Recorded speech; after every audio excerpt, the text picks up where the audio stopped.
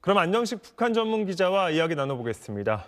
안 기자, 북한이 단거리 탄도미사일 발사한 지 하루 만에 이 장거리 탄도미사일로 추정되는 미사일을 발사했습니다. 일단 왜 쐈을지 이유를 짚어볼까요? 예, 지금 말씀하신 대로 어젯밤과 오늘 지금 평양뿐만 아니라 북한 전역도 영하 10도 안팎의 굉장히 추운 날씨로 지금 예보가 되고 있는데 이 추운 날씨에도 연이어 도발을 감행을 했습니다. 근데 이제 북한이 어제 단거리 미사일을 발사하고 바로 국방성 대변인 담화라는 걸 냈는데요. 그 내용을 보면 북한이 지금 주로 반발하고 있는 게 지난 주말에 워싱턴에서 제2차 NCG 핵협의그룹 회의가 한미 간에 열렸지 않습니까? 그래서 예전에는 북한이 핵 공격을 하면 미국이 핵 우산을 통해서 한국을 방어해 주겠다 이런 선상이었는데 이제는 이제 우리 한미 동맹이 핵 수준으로 격상이 돼서 우리가 북한의 핵 공격에 대해서 한미가 어떻게 대비하고 계획하고 실행할 건지를 계획 단계부터 같이 하는 쪽으로 핵 관련 대응 부분이 상당히 업그레이드가 되는데요. 이 부분에 대해서 북한이 상당히 반발하는 모습을 보였습니다. 국방성 대변인 담화에서 북한에서 이제 핵협의 그룹바 이렇게 얘기를 합니다.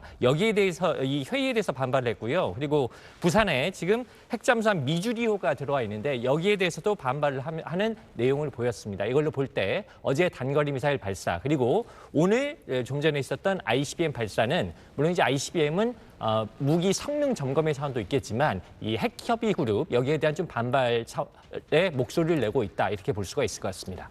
네, 이번에 발사한 이 미사일이 장거리 탄도미사일로 추정된다. 이게 중요한 건데 조금 전 들어온 소식이 이제 한국과 일본 양국은 8시 28분에 북한이 미사일을 발사했다고 했는데 일본 방위성이 이제 9시 37분에 떨어질 것으로 보인다고 이제 보도가 나왔습니다. 이 정도면 1시간 정도 비행을 한 건데 이 정확한 재원 같은 건 지금 추정되는 게 있습니까? 예, 재원은 이제 정확한 건 이제 북한이 물론 발표를 해봐야 되겠습니다만 우리 군도 이 궤적이라든가 이런 거에 대한 상세 관측 결과는 아직까지는 지금 공개를 하지 않고 있습니다. 근데 지금 앵커 말씀하신 대로 지금 발사 시간이 8시 28분 이야기도 나왔습니다만 합참이 기자들에게 이제 공지한 시간을 보면 8시 24분 정도로 공지를 했는데요. 그리고 일본발로 나온 보도를 보면 일본의 배타적 경제수역 바깥에 9시 37분경에 낙하할 걸로 예상이 된다. 그러니까 지금 9시 40분을 지나고 있으니까 일본이 예측한 게 맞다라면 3분쯤 전에 이미 이 동해상에 떨어졌을 것 같은데